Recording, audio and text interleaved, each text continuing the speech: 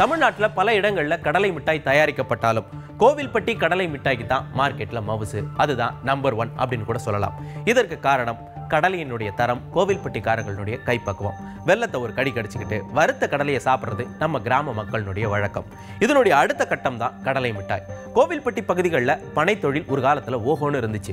அதே மாதிரி தூத்துக்குடி மாவட்டத்தில் நிலக்கடலை சாகுபடி அப்படிங்கிறது பிரதானமாக இருந்துச்சு. ஆக நிலக்கடலையை வறுத்து அதில் பனங்கருப்பட்டியை காய்ச்சி ஊற்றி உருண்டை பிடிச்சு கடலை உருண்டையாக ஆரம்பத்தில் மக்கள் சாப்பிட்ருக்காங்க.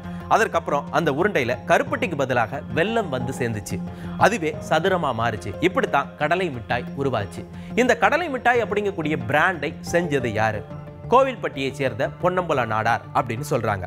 1940களில் இவர் கோவில்பட்டி தெற்கு பஜார்ல பலசர கடையை நடத்திக்கிட்டு வந்தார்.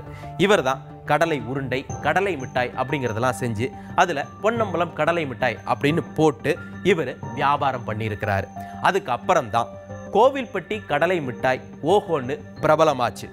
கோவில்பட்டியினுடைய முதல் பிராண்ட் பொன்னம்பலம் கடலை மிட்டாய் தான் அப்படின்னு அடிச்சு சொல்றாங்க. அவர்கிட்ட தொழில் கத்துக்கிட்டவங்க, அவங்க கிட்ட தொழில் கத்துக்கிட்டவங்க அப்படின்னு ஏகப்பட்ட பேர் அதற்கப்புறமா கோவில்பட்டியில கடலை மிட்டாய் வியாபாரத்தை தொடங்கினாங்க.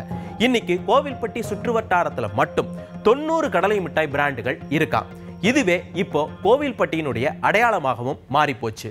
என் கூட இருக்கிறது கோவில்பட்டியை சேர்ந்த கல்யாணி அம்மா அவங்க. இன்னைக்கு நீங்க எங்களுக்காக என்னம்மா செஞ்சு காட்ட போறீங்க?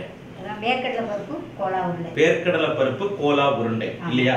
இதுக்கு தேவையான பொருட்கள் என்ன? தேவையான பொருட்கள் வந்து கடலை பருப்பு லேசா வறுத்து பொடிச்சு வச்சிருக்கேன்.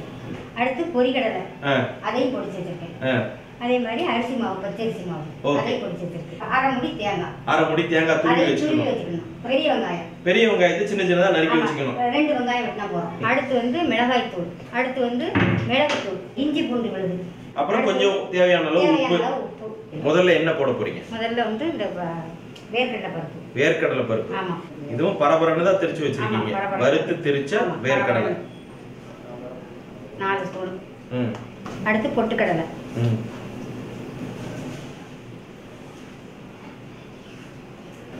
அடுத்து அரிசி, பச்சரிசி மாவு. ஓகே. அடுத்து தேங்காய் துருவல். அடுத்து வந்து காரப்பொடி, வத்தல் பொடி. ஆமாம், 1 ஸ்பூன். அதுக்கு அடுத்து தான் மிளகு தூள். மிளகாய் வத்தல் தூள் 1 ஸ்பூன், மிளகு தூள் 1 ஸ்பூன். அடுத்து வந்து வெங்காயம். இது வந்து 2 வெங்காயம் வெட்டி வச்சிருக்கு. பூரா கூட போட்டுக்கிடலாம். சரி. அடுத்து இஞ்சி பேஸ்ட் 1 ஸ்பூன். 1 ஸ்பூன் இஞ்சி பேஸ்ட். பூண்டு அது 1 ஸ்பூன். ஆமா, அது 1 ஸ்பூன். ரைட். அப்புறம் கொஞ்சமா கொத்தமல்லி தழை. அப்புறம் கொஞ்சமா கருவேப்பிலை.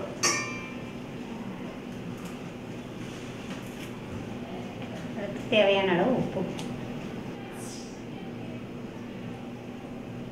அவ்வளவுதான். தண்ணி விட்டு நல்லா வேகணும். தண்ணி வந்து குளகுளன்னு போயிடக்கூடாது. ஆமா, கொஞ்சமா விட்டு நல்லா கட்டியா பிசைஞ்சு வச்சுக்கணும்.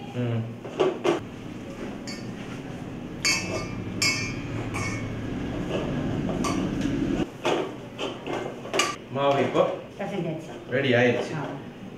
அடுத்தது எண்ணெயை காய வைக்க வேண்டியதான் இல்லையா? நல்லா பொரிக்கிற அளவுக்கு எண்ணெய் ஊற்றிக்கணும் இல்லையா?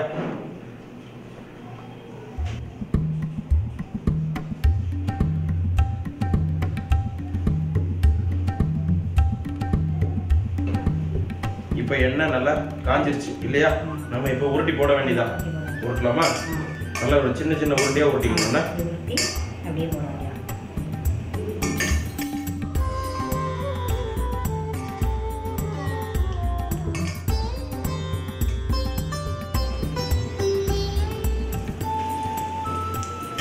நல்லா பொன்னிறமாக ஆகிற வரைக்கும் நம்ம விடணும் இல்லையா?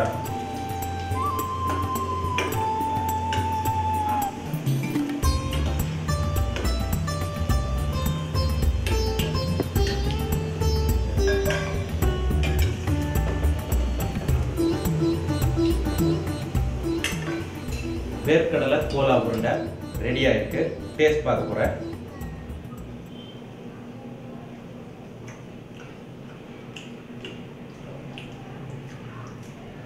நல்ல உதிர் உதிராக இருக்குங்க. பார்க்குறதுக்கு போண்டா மாதிரி இருந்தாலும் அப்படி சாப்பிடும்போது உதிரா அழகாக வருது. அதனுடைய காம்பினேஷன் பிரமாதமாக இருக்குது. உப்பு காரம் எல்லாமே நல்லா இருக்கு. உண்மையிலே வேர்க்கடலை கோலா உருண்டை கலகலக்கும். கடலை சூடான வறுத்த வேர்க்கடலை அப்படின்னு தள்ளு வண்டிகளில் வேர்க்கடலை வியாபாரம் செய்கிறத நீங்கள் பார்த்துருப்பீங்க. இந்த கலாச்சாரம் எப்போ எங்கே உருவாச்சு? 19ஆம் நூற்றாண்டின் இறுதியில் அமெரிக்காவில் தான் இது தொடங்குச்சு.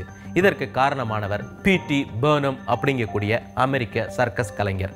இவர் தன்னுடைய சர்க்கஸில் வேலை பார்க்கக்கூடிய சக கலைஞர்களுக்கு சத்து மிகுந்த நிலக்கடலையை உணவாக கொடுத்தாரு. அப்படியே அவனுடைய சர்க்கஸ் ஷோக்கள் நடக்கக்கூடிய இடங்கள் எல்லாம் இந்த கடலை வியாபாரமும் செய்ய தொடங்கினார். இப்படி சர்க்கஸ் ஷோக்கள் நடந்த இடங்கள்ல தான் முதலாக தள்ளு வண்டிகளில் வேர்க்கடலை வியாபாரம் சூடுபிடிக்க தொடங்கியது. அதற்கு பிறகு பேஸ்பால் போட்டிகள் நடக்கக்கூடிய இடங்கள்லையும் கடலை வியாபாரிகள் அமோகமாக வியாபாரம் பண்ணாங்க. நிலக்கடலை சாப்பிட்ற எளிய மக்கள் கூடக்கூடிய குறைந்த விலை டிக்கெட் கேலரியினுடைய பெயர் கூட பீனட் கேலரி அப்படின்னு மாறி போச்சுது. என்னடா நிலக்கடலையினுடைய வரலாறு இவ்வளவுதானா அப்படின்னு நினைக்காதீங்க. நாளைக்கும் இருக்கு. மீண்டும் நாளை சந்திப்போம். பை.